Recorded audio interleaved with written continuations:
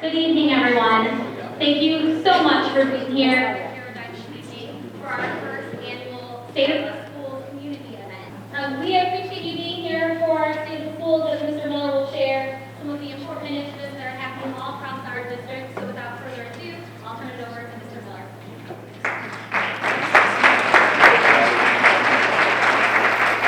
Thank you, Kristen. And I do want to reiterate, there's a lot of things going on tonight. We have a couple things going on here in the district, and I want to thank each and every one of you for being here. We truly appreciate it.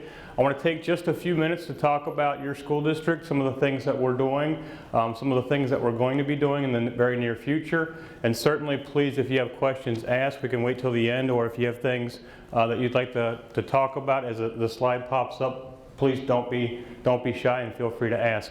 I do want to acknowledge just a couple people. I want to thank a couple of our school board members that are here. Mary Briner up in the front, and Miss Sally Miller, who just came in the back. And then our CFO, Dan Wilson, who owns a lot of the slides too. Thank him and all the staff for being here. Teachers, great turnout. I really appreciate that as well. I want to introduce Kevin Malachek, who's one of our county commissioners. And then I know that a couple of the parents have shared with me that there is a CCP meeting at the high school at 7, and we did open up the doors in the back of Paradigm to go over through the high school, so you won't have to go back outside. So when we see a couple parents getting up and leaving, hopefully it's not because of me, but it's because of the meeting that we'll make sure you get to the right spot. I love doing State of the Schools. I really like having this nighttime event too. I like having the day event for the business people and community members that can make it there, but I think this means a lot too for us to do. So we're looking to do this every single year. One of the great things I get to do is talk about our school district, but I also get to have students and community members talk about the school district too. So I'm going to introduce some other people here in just a few minutes. The first set of slides I want to talk about that's really important to our school district is the Straight A grant. So you are sitting in Paradigm, and if this is the first time you've been to Paradigm, welcome. But what you see here in this building and what we've done at the high school just in a very short amount of time was all funded by a grant. The state of Ohio had a competitive grant. The governor allocated $250 million for schools to apply. We were one of the school districts that applied. We weren't successful the first time. The second time, we sharpened our pencils, so to speak, and actually wrote a bigger grant to benefit our community, and we were awarded $14.8 million. And of that money, $13.8 million, and of that money, Mentor received $12 million. So all of this building was grant funded. The devices you see that you'll see in some of the slides and pictures tonight were part of the grant as well.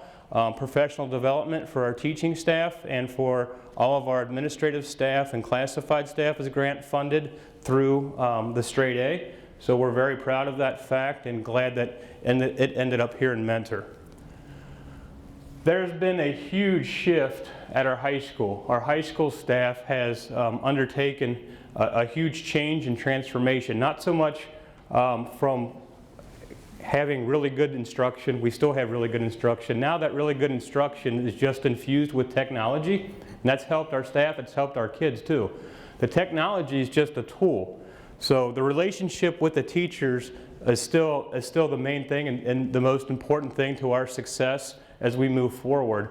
But it really helps our kids in terms of getting into careers, into colleges where they're going to be working in groups and not just in silos. So that's kind of the shift that we made. Our first student who's going to speak for just a couple minutes is Lexi Mealey, and she's going to talk a little bit about the changes at the high school.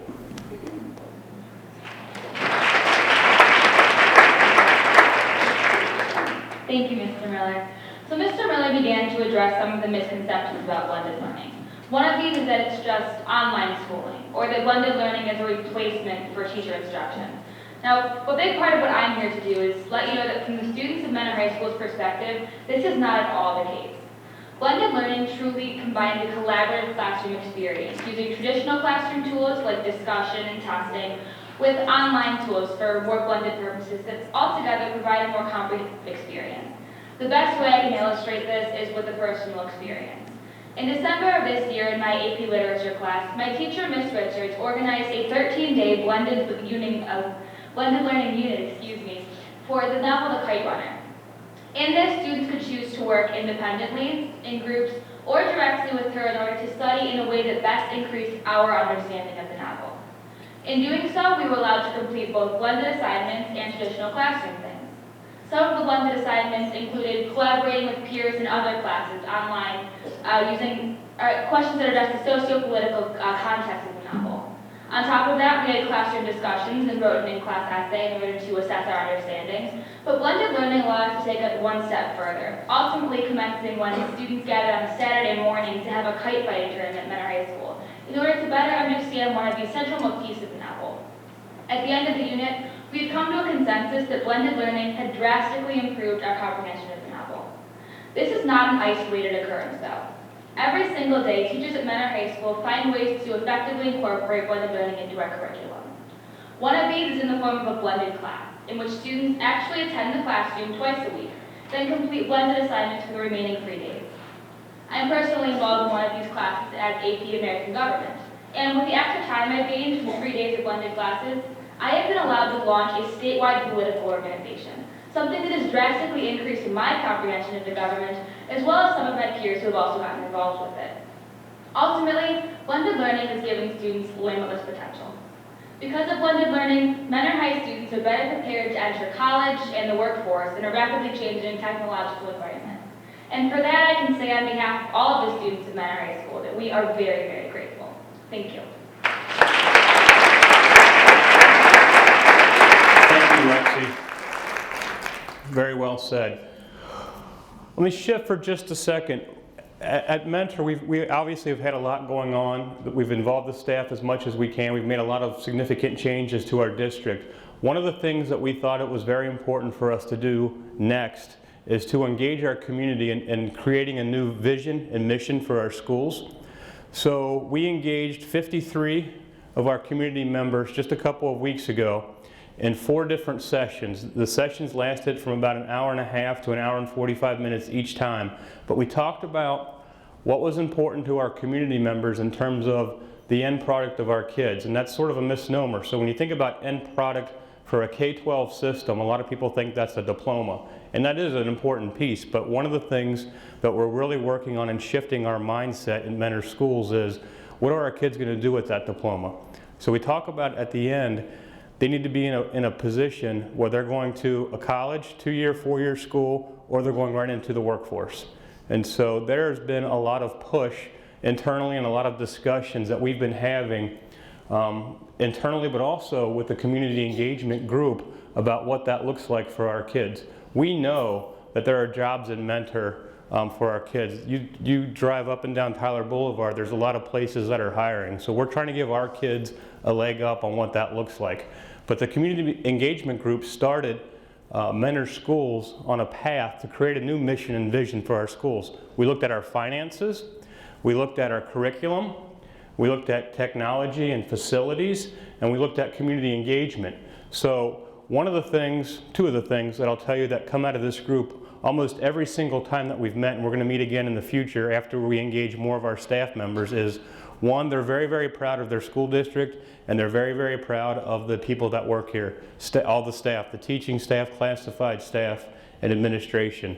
The other thing that came out loud and clear at these meetings were the focal point about getting our kids jobs. That came out, and the other piece that came out was that we need to remember to focus on a balanced student, not too technological, but we need to look at some of the soft skills.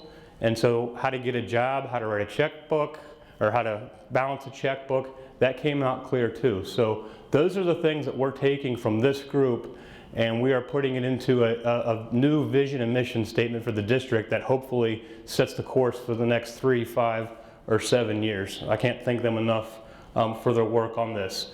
So initially, we didn't have too many staff members involved. Cindy Langolier represented the teaching staff, and we also had classified representation as well, because we wanted the community to sort of talk about what they thought about their school district. And this was a key group for us to set the course. in the coming weeks, and I've engaged most of the staff through different meetings already, but we're going to talk with our staff to fine-tune that mission and vision statement. One of the things that you've heard us talk about, I hope you've heard us talk about, and we've had to take action because of it, is our enrollment. So we are about 7,600 students. This number changes daily. And by way of comparison, just so you can see where we're at with enrollment, we're going to graduate just under 700 students, or right at 700 students this year. And our current kindergarten is exactly 500. So you can see how the class sizes get smaller. So as a school district, we've had to shift our staffing based on enrollment, and unfortunately we've had to close buildings in the past too. So we just closed our 4th building, Rice, last year to adjust for the enrollment changes. We are an aging community.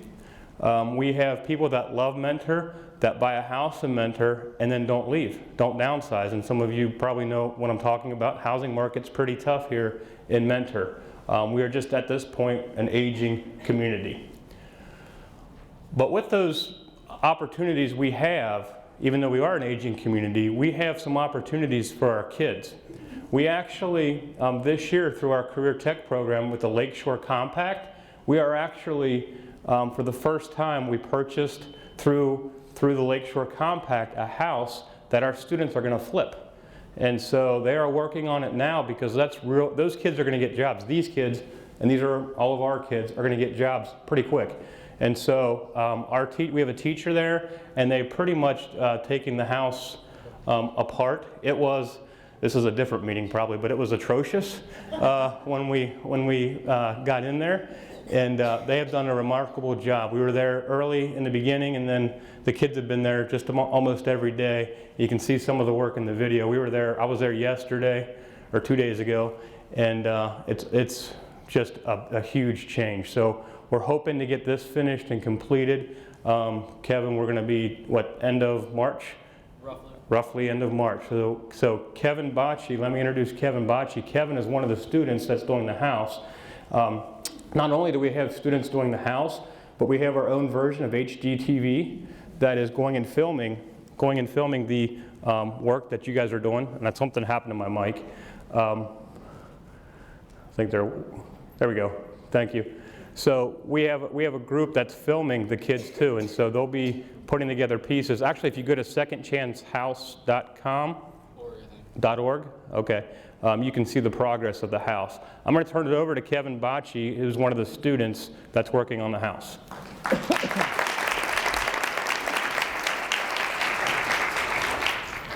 Thank you, Mr. Miller. As Mr. Miller said, my name is Kevin Bacchi, and I'm a senior at Mentor High School, and we are working on the house off Zonneville. At the house, we're just renovating it, we're flipping it, we're tore all the way down, tore drywall off, took it down to studs, and we're just building it up from basically the ground up, minus completely tearing it down, because we don't have that time frame. So we started out doing the outside work while the weather was still nice. We tore up some slabs, we took out trash, we cleaned it out, took it down to the bones. Then after that, we started, while it was getting colder, we were going in and out, going from siding to insulating and everything in between. After that, up to lately, we have been drywalling, painting, and starting to make it look like an actual house. Because at the beginning of the year, it was terrible, as Mr. Wade said, or Mr. Miller said. It smelled. The people before us had cats, and it wasn't nice. It's all out. It smells amazing. Maybe we're just used to it, or it does not smell. So we've just been building it up. We finished priming it all today. So by the end of the week, we'll have it painted and hopefully started tiling. So we should, time dependent, we should be done before May, or before the middle of April. That's where we're shooting. And thank you. Have a good day.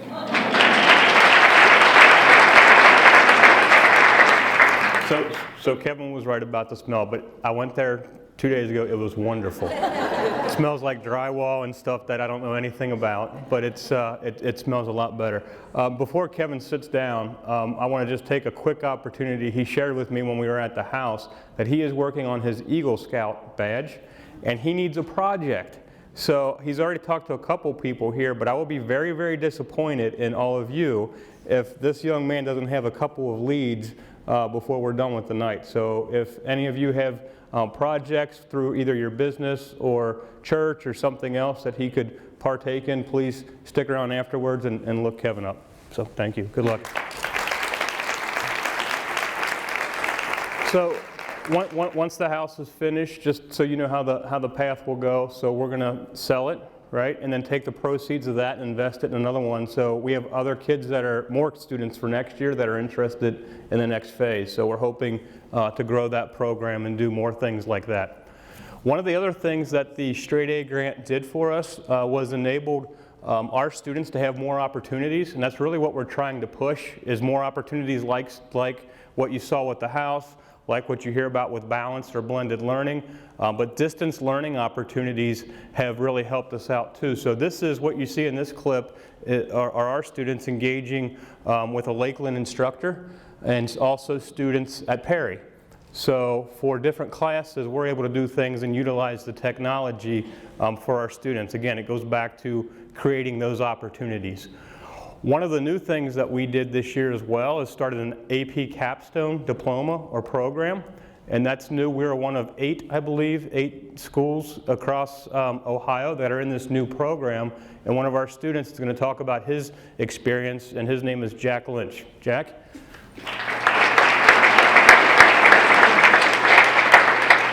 Thank you, Mr. Miller. Hello everyone, my name is Jack Lynch, and I'm a sophomore here at Benner High School. This year I enrolled in a new course called AP Seminar, which will replace my English class for this year.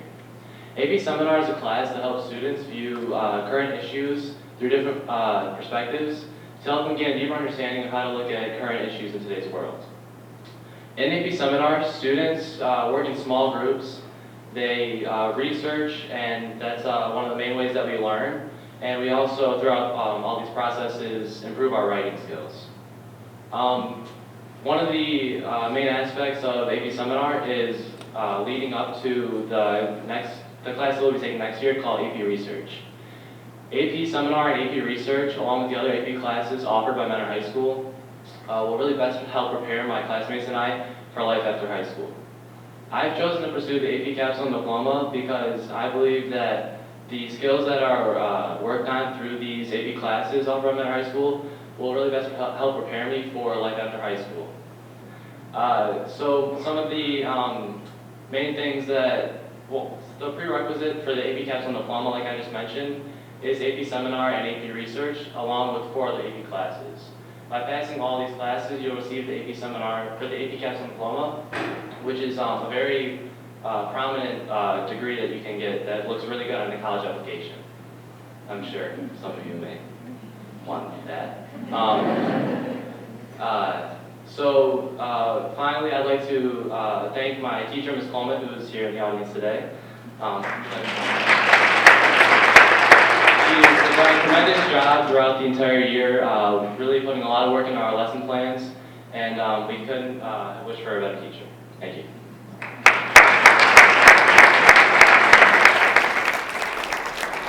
Thank you, Jack and Mrs. Coleman. We have, seems like we always have a lot of things going on, different things and opportunities for our kids. One of the things that we do to help our staff and help ourselves actually with our school is we talk to a lot of other schools. So we've been able to become engaged with a group called League of Innovative Schools through Digital Promise. They've helped us out. I'm hoping maybe you heard about our CAL project that just flashed up here. CAL stands for California, Ohio, and Wisconsin. And so we have 2 classes at Ridge that are engaging with 2 classes from Wisconsin and 2 classes from California, essentially teaching the same class, and the kids get to interact with one another. I mean, how cool is that? A lot of us do that in our daily lives with different work that we're doing. We are also You might have heard, or hopefully you'll start hearing about something called Go Open. So we're looking at open educational resources, and a couple of reasons for that. One is we have a lot of expertise in our school buildings. We have the experts, the teaching staff. We think that they can write the curriculum better than the textbook companies who overcharge school districts, quite honestly. And so we're looking at this from, it's going to be a better end product for our kids. So we're starting a couple things at the middle schools next year around going open, and you'll hear more about that in the coming months. We also are part of the Ohio Blended Learning Network, Schools That Think Like Mentor. We were also fortunate last year to be one of 2 in the country to host the National School Board Association tech visits. So they came to Mentor. We had people from all over the country, about 50 people come to Mentor to see what our kids are doing and what our teachers are doing in the district. So couldn't be more proud to show off our school district to those school board members and to those other administrators. One of the things too that I usually start my slides off, those of you that are in PTA know this when I come and you give me the chance to talk at the PTA meetings is, and it's usually my first slide, but today it wasn't, we talk about school safety. And so that's been a hot topic this week for those of you that have older children in the system. But every year we try to look at what else can we do to keep our kids safe or safer and keep our staff safe or safer. One of the things that we did this year is we introduced ALICE training, which is an active shooter response. So a couple years ago we thought it was best to do a lockdown, and in some cases it's still best to do a lockdown. But Sandy Hook taught us maybe we need to rethink things through, and so sometimes it's not good to lock down, sometimes it's good to get out. And so that's really one of the huge proponents of ALICE training. So our staff has been trained in ALICE, and we'll have refreshers periodically. We also felt the need that another life-saving or time-saving really device would be the barricade system, which is in the picture on the lower right. And barricade is a time-saving device that helps secure doors in the case of an unfortunate event. So those are 2 of the latest newer safety issues. Rachel's Challenge, kind of off of a tragedy. Rachel Scott was one of the first victims at Columbine back in 1999, and her family started Rachel's Challenge, a foundation in her memory. And our kids at the high school and at the middle schools participate in Rachel's Challenge. So we're trying to tap into not only the academics and opportunities for our kids, but more of the social, emotional needs of our kids too. And this is one of our anti-bullying programs that we do for our students. Quality Profile Report.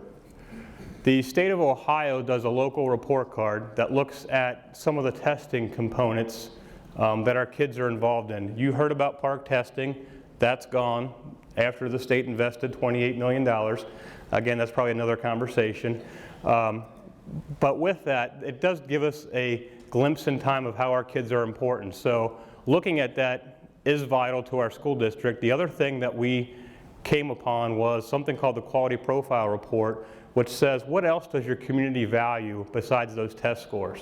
So we sent out surveys to our community and staff, selected a couple categories and groups, but we did this was our second year, and asked what our community, what do you value about your school district? What extracurriculars, co-curriculars, things that make Mentor unique, things that we're all proud of. So if you go to our website, you can see a link for the Quality Profile Report, and I'm hoping you get a chance to do that. Comprehensive literacy, the state, I just want to mention real quick because I know I'm running out of time. The state of Ohio instituted the 3rd grade reading guarantee and says that all 3rd graders should be on track by the time they get out of 3rd grade, or you should maybe retain them. I'm not a big proponent of retention. I haven't seen that be very successful. But what I'll tell you is what was in the guidelines from the state, we were already doing. We already keep track of our kids in terms of reading levels in every grade, especially at the elementary level. Since this was instituted 2 or 3 years ago, we've had to retain 1 student, and it was a student who had gaps in their education, so in school, out of school, in school, out of school. So it was really good for that student, but that's not an ideal thing to do. So kudos to our staff and actually the parents too for making sure our kids are on track. PSAT for our high school students, another shift, and you're going to see a slide in a second that's going to say why this was important, but we are now having all of our students take the PSAT as part of their high school experience. And for the first time, this is our largest group we've had as a benefit to some of these things that our high school staff is doing. So you can see we have 5 national semifinalists and more commended students that I'm going to count right now. But usually when this slide is up, you'd see 2, 3, 4, or 5 students. And so that group is growing larger. And I think in a large part because of the focus that we're putting on our kids at the high school. Raise your hand if you got a perfect ACT score. Not seeing anybody. These 2 did, Logan and Vishnu. And so we're very proud of these 2 students, proud of all of our kids. But to have 2 perfect ACTs really says a lot for our district, I think, as well.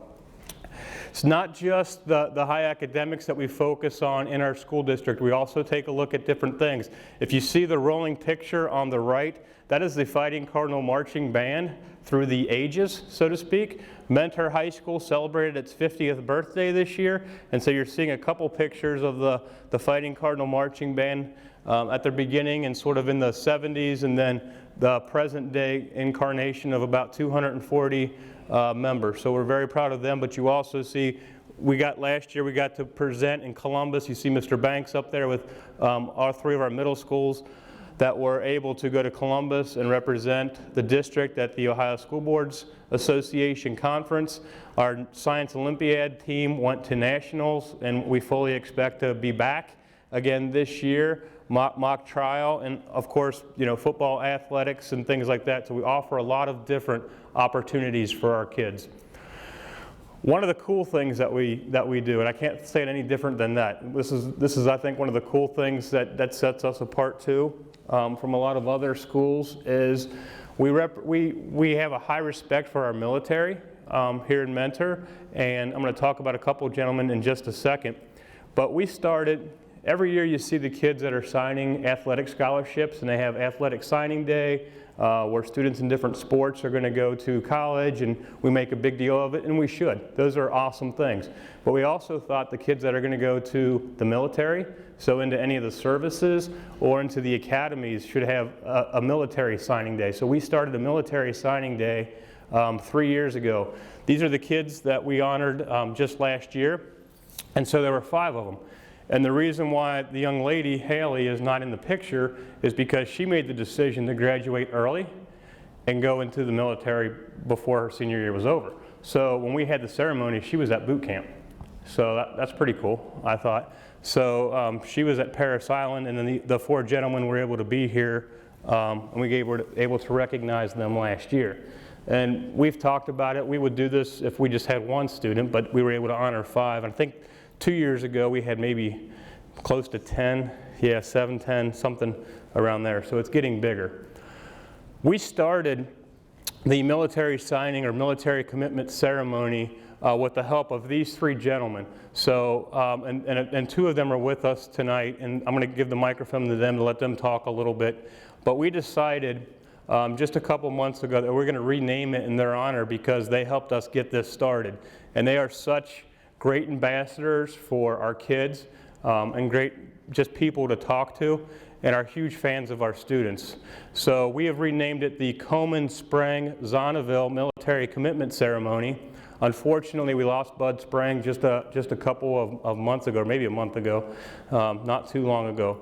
But I want to introduce Doug Koman and Bob Zonneville, and they're going to talk a little bit about this. So I'm going to start with Doug. Yep.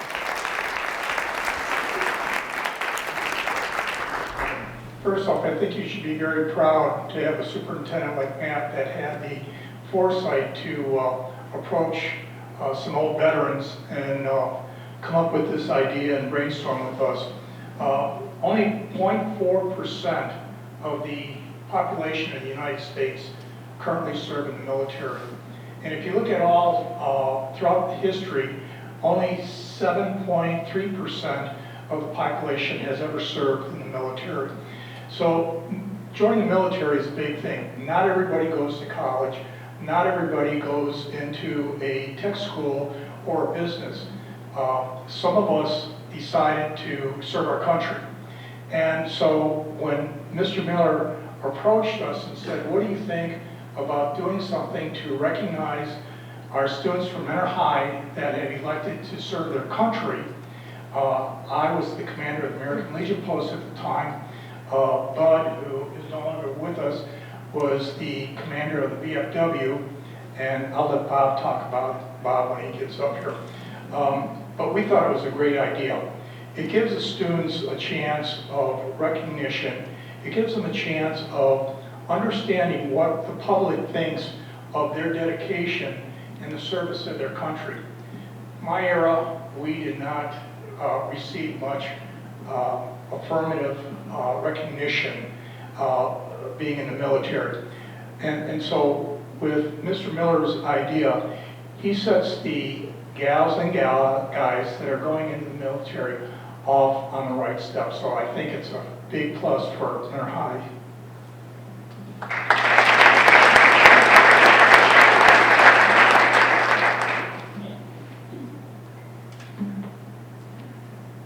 I'm sure my comments will probably be a little different.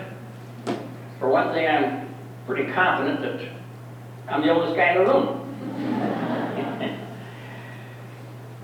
And you probably wonder what a guy my age, I'm 91 by the way, what a guy my age is doing up here talking about school and students and so forth. But I have the highest regard for the young people. Several years ago, a guy wrote a book called The Greatest Generation. It was fun if you're a part of it to read it. But I believe the generation we have right now is greater than any other generation we've had. I had the luxury or the privilege or whatever you want to call it to go back to school at the age of 85. I went back to Lakeland Community College. And a couple of weeks after that, I was going to be 86, and I graduated at 88. And I can assure you, I could never have graduated had not been for these young people. They were so much brighter, and I hadn't been to school in 68 years. When I started school, it was a one-room schoolhouse where every row was a separate grade. And we had the 3 R's, reading, writing, and arithmetic. Of course, that was the way you spelled them, that's what we called them. Today, a kid with the reading, writing, and arithmetic might be able to get a job cutting grass. So our school system, what they've done today is totally remarkable. I'll never forget, I took one of my first classes was a computer class. And the instructor walked in and she said, how many kids were on Facebook? How many had a smartphone? She went through all these things. She turned around and she said, Robert, you never raised your hand once. And so I told her about the one-room schoolhouse. There wasn't even a word computer. I don't even know how to turn that thing on. Well, the kids thought it was great. They were going to help me, and they did. What really astounded me was going to school is a full-time job. Yet, I was amazed at the number of students from Mentor, Willoughby, Perry, Kirkland, high school students that were taking classes over at Lakeland. When I graduated, it was, I don't know the number, it was a large number, that were graduating that day and had not graduated from high school, would be within a couple of weeks. But here they had their associate's degree before they got their high school diploma. I cannot imagine anybody in my generation even considering such a thing. We took all of our time either with sports or trying to get through school. Here these kids carried a double load. I still can't get over it. And not only that, they had great grades. So I think too often our older generation does not realize how great these kids are. I mentioned this to a senior group here recently, and one of the ladies said, well, maybe I would agree with you, but I don't think there's an appreciative or as thankful as your generation. I said, well, I disagree with you there too. I said, we have a bunch of kids here that basketball players. They volunteer to serve meals over at the senior center, help clean up everything else at their celebration every month. They don't get paid for that. I spoke to several classes at the Mentor School here a couple years ago. They always talk about World War II, and then I always talk about life and what they can do. It's up to them. And Superintendent Matt called me to attend the school board meeting. When I got to the school board meeting, the kids on their own, not with the teachers, these kids on their own, had taken up a collection and bought a brick at the World War II Museum in New Orleans. And they had a book from the New Orleans World War II Museum. And on the front of it, a picture of a brick saying, Staff Sergeant Robert E. Zonneville, thank you for the Mentor High School students. The total cost of that, I think, is around $250. These kids did this all on their own. You're telling me they're not thankful or not appreciative? I think too often we don't listen to them or we talk around them. And I think if we took a little time, we'd be amazed at how bright they are, how truly great they are. I would like to conclude with, I was at a function recently, for an awards function for veteran, where the VFW award makes awards. It's not in Mentor, it's in another city. I was walking up to the, if there's any young people here today, I'm not suggesting you do it, but I was walking up to the front to get myself a cocktail. And a couple of tables full of some people from Mentor stopped me. Hey, you were World War II, yes. Well, the kids today wouldn't do what you did, so I disagree with you. Why? I said in World War II, a high percentage of those that served were drafted. And in spite of our country being attacked, there was quite a few who tried to avoid it. A few years ago here, we had decided to invade Iraq. I'm not saying I was for it. I'm just telling you what happened. And on the Sunday morning talk show just before the invasion, they were talking about how this would drag on for years because Iraq was the 5th largest industrial or military establishment in the world. And we would have a hard time. Those kids that we said couldn't do it won that war in 5 days. Unfortunately, the old people who made the decision weren't prepared for it and couldn't handle the thing after it was won. Every one of those kids was a volunteer. I think that speaks very highly of them.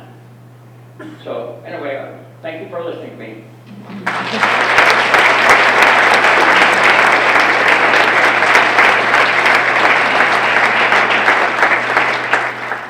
When you're a 91-year-old World War II vet and recent college graduate, you earn that cocktail and you get the microphone as long as you want it.